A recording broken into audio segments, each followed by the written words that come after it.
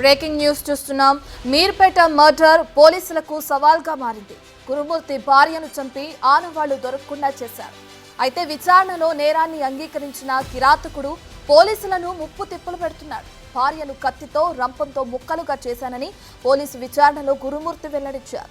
శరీర భాగాలను పడేసిన చోటుకు పోలీసులు తీసుకెళ్లగా అక్కడ ఎలాంటి ఆధారాలు దొరకలేదు. ఈ నెల 14న గురుమూర్తి తన పిల్లలను చెల్లెలి ఇంటి వద్ద వదిలేసి వచ్చాడు. పండుగ కావడంతో గురుమూర్తి ఉంటున్న ఇల్లు మొత్తం ఖాళీ అయింది. అదే అదునుగా భావించిన గురుమూర్తి భార్యను హత్య చేశాడు.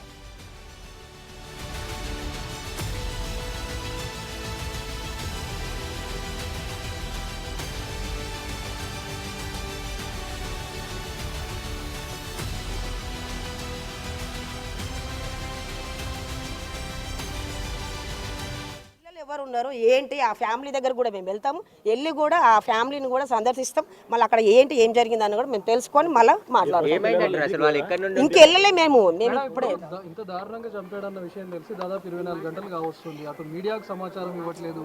ఇప్పుడు మీరు వస్తే కూడా సీఐ సార్ని అడగండి అని చెప్తా ఉన్నారు. పోలీసుల నిర్లక్ష్యం కూడా కనిపిస్తుంది. అయితే ఇంకొక విషయం కూడా ఏమనంటే ఉంచాల్సినటువంటి అవసరం ఏముంది ఇందులో, ఒక చిన్న క్లూ కూడా ఇవ్వకుండా.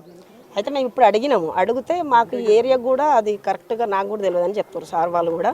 వాళ్ళకు కూడా ఇన్ఫర్మేషన్ కరెక్ట్ లేదని చెప్తారు. మరి అది ఇప్పుడు మీరు మాట్లాడిరా అసలు ఏం జరుగుతుంది, వాళ్ళు ఎక్కడి నుండి ఉంటారు, వాళ్ళ ఫ్యామిలీకి సంబంధించి ఇంకా ఫ్యామిలీ దగ్గరికి వెళ్ళలే మేము. ఇక్కడ పిఎస్కే తెలియగానే పొద్దున్నే ఈరోజు 10:30కి మా ఫ్రెండే ఫోన్ చేసి ఇట్లా వచ్చింది అక్కడ న్యూస్ అనేసరికి అందరం మాట్లాడుకొని ఇక్కడ మీర్పేట పిఎస్కి రావడం జరిగింది. వచ్చినాక మేము అదే సార్ నాడు కలుద్దామని వస్తే సిఐ సార్ లేడు. ఫ్యామిలీ ఎక్కడ ఉన్నారంటే ఆ ఫ్యామిలీ కూడా ఎక్కడ అన్నది కూడా సార్కు తెలియదంట, ఎస్ఐ సార్ తెలియదంట, తెలియదని చెప్పారు. అయితే మహిళా సంఘ నాయకురాలు కూడా ఇక్కడికి రావడం జరిగింది పెద్ద ఎత్తున. చాలామంది ఎందుకంటే ఇన్సిడెంట్ జరిగింది అత్యంత దారుణంగా మహిళని హత్య చేశారని చెప్పేసి కూడా చెప్తున్నారు. కాబట్టి దానికి సంబంధించి కేసు డీటెయిల్స్ తెలుసుకొని ఇక్కడ మాట్లాడడానికి వచ్చారు కొంతమంది. మరికొంతమంది చెప్పండి అమ్మా, అసలు ఏం అడిగారు, మీరు ఏం జరిగింది? లోపలికి వెళ్ళాము. వెళ్ళి సార్ మరి ఏంటి సార్ మరి పండగ ముందు రోజు నుంచి అని అంటున్నారు కదా, పండగ ముందు రోజు నుంచి అయితే మరి ఇప్పటి వరకు పరిధిలోకి ఎందుకు రాలేదు, మరి దీన్ని ఎఫ్ఐఆర్ చేశారా అని అడిగినాము. ఇంకా మిస్సింగ్ కేసు కిందే డీల్ చేస్తున్నాము, మిస్సింగ్ కేసు కిందే ఉంది, ఇంకా ఎస్ఐ గారు రాలేరు, ఆయన వచ్చిన తర్వాత పూర్తి వివరాలు చెప్తారని చెప్పేసి చెప్పారనమాట. అది అంటే మహిళా సంఘాల తరఫున మీరేం డిమాండ్ చేశారు? అత్యంత దారుణంగా హత్య చేశారు, హత్య చేసిన తర్వాత ముక్కలుగా నరికేసి తర్వాత కుక్కర్లో ఉడికించి చంపారని చెప్పేసి కూడా పోలీసుల ముందు విచారణ వెల్లడైంది అంటున్నారు. దీనికి సంబంధించి మీరేం చెప్తారు? పోలీసుల ముందు విచారణ అయింది అనడానికి ఇక్కడ మాకు కరెక్ట్ సమాచారం లేదు. పోలీస్ స్టేషన్ దగ్గరికి వచ్చాము. పోలీస్ స్టేషన్ దగ్గరికి వస్తే ఇంకా మిస్సింగ్ కేసు కింద డీల్ చేస్తున్నామని చెప్పారు. కానీ ఇది మిస్సింగ్ కేసు అయితే కనుక ఆ పాప ఎక్కడుందో తొందరగా తీసుకురావడానికి పోలీసులు ప్రయత్నించాలి. లేని ఎడల నిజంగా అనుకున్నట్టు ఇది అదే విధంగా జరిగింది అంటే కనుక ఏదైతే దారుణంగా ఆ పాపను చంపారో అదేవిధంగా ఆ పాపను కూడా మనం చిత్రహింసలు పెట్టిన తర్వాతే రిమైండ్ చేయాలని చెప్పేసి మా యొక్క డిమాండ్ అండి. ఎందుకంటే ఇట్లాంటి విషయం మళ్ళీ ఇంకొకటి వేరే ఆడపిల్లకి రావద్దు. ఈ పరిధిలో ఉన్న విషయాలు మనం ఒకటి చూపిస్తున్నాం దారి ఏంటి, మళ్ళీ ఇట్లాంటివి జరగకూడదని. మళ్ళీ ఇట్లాంటిది వెలుగులోకి వస్తుంది. ఇట్లాంటిది రానికోకుండా చట్టం పూర్తి కఠినమైన చర్య తీసుకోవాలని చెప్పేసి మేము డిమాండ్ చేస్తూ ఉన్నాం. అమ్మాయి కుటుంబ సభ్యులతో మీరు మాట్లాడారా? ఏమంటున్నారు? ఇంకా కుటుంబ సభ్యుల వరకు వెళ్ళలేదండి. ప్రస్తుతానికి విషయం ఏంటో తెలుసుకుందామని మేము యూట్యూబ్ ద్వారా మనకి టీవీల్లో కూడా ప్రచారం అవుతుంది. ఇట్లా కొంతమంది మీడియా మిత్రులకు కాల్ చేస్తే కూడా అవును మీర్పేట పిఎస్లో ఇది జరిగిందని చెప్పారు. అదేవిధంగా మేము ఇక్కడికి కనుక్కోవడానికి రావడం జరిగింది. ఇక్కడికి నిజంగా ఇది ఎంతవరకు నిజం అనేది ఇంకా కొద్దిసేపట్లో మనం తెలుసుకోవాలి. మీరు చెప్పండి అమ్మా. మహిళల మీద ఇట్లా జరగడము, భార్యాభర్తల విషయం ఏదైనా ఉంటే సమస్యగా మాట్లాడుకోవాలి, పెద్ద మనుషులు మాట్లాడుకోవాలి, వదిలించుకోవాలి. కానీ ఇద్దరు పిల్లల్ని ఉంచి ఆడదాన్ని ఇట్లా చంపి నరికి ముక్కలు నరికి సైకోలు చాలామంది ఉన్నారు. వాళ్ళ మీద కఠిన చర్యలు తీసుకొని ప్రభుత్వం తక్షణమే వాడిని కూర్చోబెట్టి మేపకుండా, జైలుకు పంపి మేపకుండా తక్షణ చర్యలు తీసుకొని ఇమీడియట్గా వాడిని చంపేస్తే ఇంకొకటి కూడా భయం అనేది పుట్టించే విధంగా చేయాలి ప్రభుత్వం అని కోరుకుంటున్నాం మహిళా సంఘాల నుంచి. అక్కడ ఏరియాలో ఎవరితో మాట్లాడారా? ఏం చెప్తున్నారు? అసలు అక్కడికి వెళ్ళలే, మాకు ఇప్పుడే తెలిసింది. తెలియగానే ఇక్కడికి వచ్చి ఇక్కడ కనుక్కొని అక్కడికి వెళ్దామని ఇక్కడికి వచ్చాం. మహిళా సంఘాలు అందరము సహకరిస్తాం, మాట్లాడతాము. ఎక్కడ ఏం జరిగినా మా సంఘాలు మాత్రం ముందుంటే కఠిన చర్యలు మాత్రం తీసుకుంటున్నాం. మీరు చెప్పండి అమ్మా, అసలు ఎట్లా చూసారు ఈ ఘటన? ఇంత దారుణంగా భార్యనే కట్టుకున్న భార్యను చంపడం ఏంది? నైట్ ఇది మాకు న్యూస్ ద్వారా తెలిసిందండి. తెలియగానే మార్నింగ్ మేమందరం కలిసి మాట్లాడుకున్నాము. ఇప్పుడు హాఫ్ అన్ అవర్ ముందే ఇక్కడ వచ్చాము, మన పిఎస్కి వచ్చాము. వచ్చి మన సీఏ గారితో మాట్లాడదాం వెళ్ళాం. లేదు సీఏ సార్ ఎస్ఐ సార్ మాట్లాడారు. సార్ ఏమంటున్నారంటే అమ్మ ఇంకా నాకు ఇంకా క్లారిఫైగా తెలియదు, అలా ఇంకా అది మా పరిధిలో వస్తుందో రాదో ఇంకా తెలియదు, అది ఇప్పుడు ఎక్కడ జరిగిందో సంఘటన అది మా పరిధికి వస్తుందో రాదో తెలియదు, కాబట్టి సీఏ సార్ వస్తారు, వచ్చినాక మీరు మాట్లాడండి అమ్మా అని చెప్పారు. కాబట్టి మేము ఒకటి చెప్తున్నామండి, ఇలాంటి ఎన్నో జరుగుతున్నాయి, మీ మీడియా వస్తుంది చూపిస్తారు లైవ్లో ఒక 4 రోజులు మీ రేటింగ్స్ మీకు వస్తే అన్నీ జరుగుతుంది.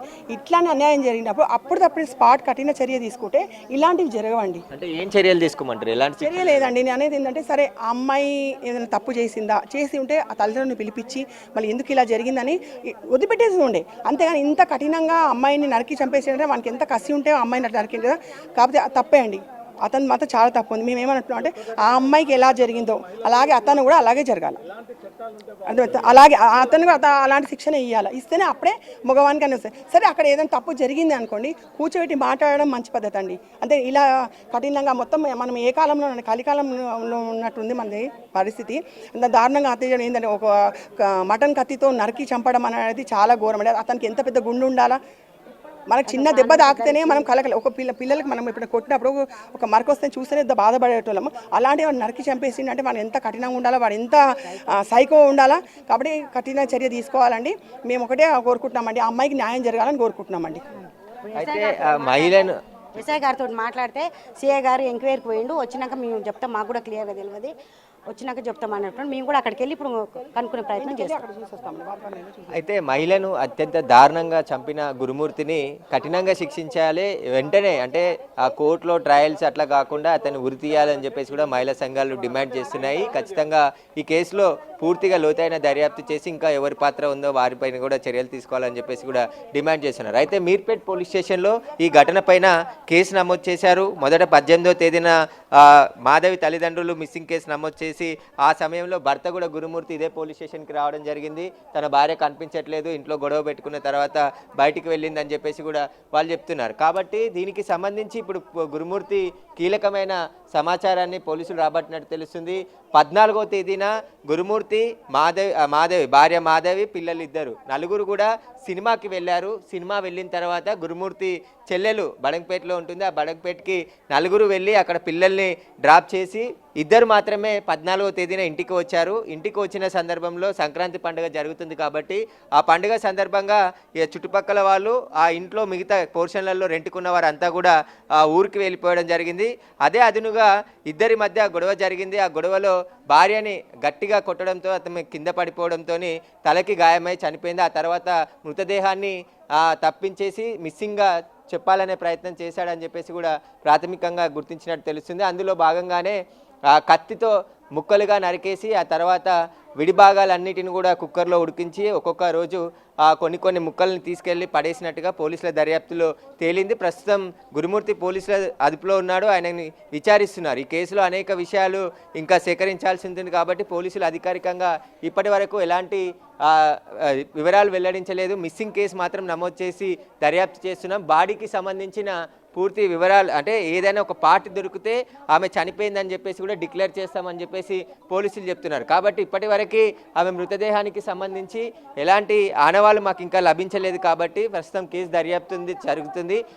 ఇతను ఎక్కడెక్కడ పార్ట్స్ పడేశానని చెప్తున్నాడో ఆ చోటికి తీసుకెళ్లి గాలింపు చర్యలు చేపడుతున్నారు. ఏదైనా ఒక క్లూ దొరికితే ఖచ్చితంగా ఈ కేసు కొలిక్కి వచ్చే అవకాశం ఉందని చెప్తున్నారు. కానీ ఖచ్చితంగా భర్త ఎవరైతే గురుమూర్తి భార్యను అత్యంత కిరాతకంగా హత్య చేసినట్టు కుటుంబ సభ్యులు అనుమానిస్తున్నారు. ఖచ్చితంగా ఆయన చెప్తున్నారు కూడా పోలీసుల దర్యాప్తులో నేను భార్యని హత్య చేసేసానని చెప్పేసి చెప్పడం, స్టవ్లో కుక్కర్లో ఉడికించానని చెప్పేసి కూడా తర్వాత పోలీసుల ముందు చెప్పినట్టుగా తెలుస్తుంది. దానికి సంబంధించే పోలీసులు క్లూస్ రాబట్టేందుకు ప్రయత్నం చేస్తున్నారు. ఎందుకంటే ఇప్పటికే ఈ కేసులో అనేక సీసీ ఫుటేజ్తో పాటు కొన్ని ఆధారాలు సేకరించడం జరిగింది. అన్ని కోణాల్లో దర్యాప్తు చేస్తున్నామని చెప్పేసి పోలీసులు చెప్తున్నారు.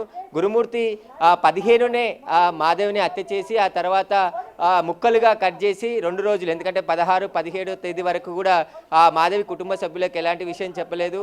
పిల్లలు అక్కడే ఉన్నారు కాబట్టి వాళ్ళు ఫోన్ కలవకపోవడం, మాధవి కనిపించకపోవడంతో ఇంటికి వచ్చి చెప్తే అప్పుడు మాధవి తనతో గొడవ పెట్టుకొని బయటికి వెళ్ళిందని చెప్పేసి అత్త వాళ్ళతోనే వచ్చి ఇక్కడ ఇదే పోలీస్ స్టేషన్లో ఫిర్యాదు చేయడం జరిగింది. అతను ఏది తెలియనట్టుగానే ఉన్నాడు. కానీ పోలీసులు తమదైన శైలిలో విచారించడంతో ఈ విషయాలన్నీ బయటికి పడడం జరిగింది. ప్రస్తుతం ఈ ఘటనతో మీర్పేట్ ఏరియా అంతా కూడా ఒక్కసారిగా షాక్ ఆందోళనకు గురయ్యారు. ఎందుకంటే ఒక భార్యని, ఇద్దరు పిల్లలు ఉన్నారు, ఎంతో అన్యోన్యంగా జీవిస్తున్నారు. కానీ ఇలాంటి ఘటన జరగడంతో ఒక్కసారిగా షాక్కు గురై చుట్టుపక్కల ఉన్న వాళ్ళు కూడా ఇల్లు ఖాళీ చేసి తాళాలు వేసేసి వెళ్ళిపోవడం జరిగింది. అక్కడ ఉన్నవారు కూడా ఎవరు మాట్లాడడానికి ముందుకు రావడం లేదు. ఖచ్చితంగా దీనిపైన కఠినంగా వ్యవహరించాలని మహిళా సంఘాలు కూడా డిమాండ్ చేస్తున్నాయి. Right, thank you Suresh. Right, ఇక మీర్పేట్లో ఇప్పటికే భార్యని అతి కిరాతకంగా హత్య చేశాడు గురుమూర్తి అనే వ్యక్తి. గురుమూర్తి ఇంతకుముందు ఆర్మీలో పనిచేసినట్లు కూడా తెలుస్తుంది. భార్య మీద అనుమానంతోనే హత్య చేసినట్లు కూడా పోలీసుల విచారణలో గురుమూర్తి అంగీకరించినట్లు కూడా తెలుస్తుంది. అయితే ఇప్పటికే ఏదైతే భార్యను చంపి ఆ ముక్కల్ని ఎక్కడైతే పడేశాడో ఆ శరీర భాగాలు పడేసిన చోటుకి పోలీసులు వెళ్లారు. అయితే అక్కడ ఎలాంటి ఆధారాలు దొరకలేదు. నెల 14న ఈ పిల్లల్ని ఇంటికి, తన చెల్లెలి ఇంటికి పంపించేసిన తర్వాత గురుమూర్తి తన భార్యను హత్య చేసినట్లు కూడా పోలీసుల విచారణలో వెల్లడించడం జరిగింది.